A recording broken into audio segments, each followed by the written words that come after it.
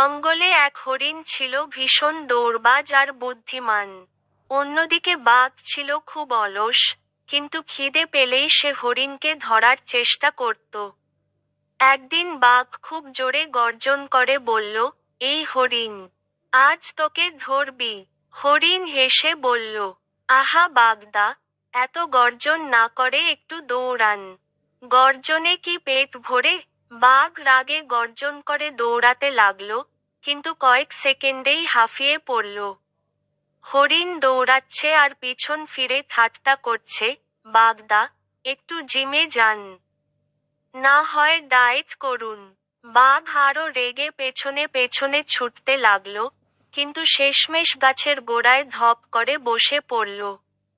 হরিণ গাছের গুঁড়িতে বসে বলল, চলুন একটা চুক্তি করি। আপনি আমাকে খাবেন না, আমি আপনাকে প্রতিদিন দৌড়ের ট্রেনিং দেব।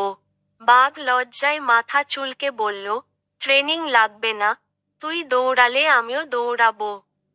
এতে আমার ডায়েট প্ল্যানও ঠিক থাকবে।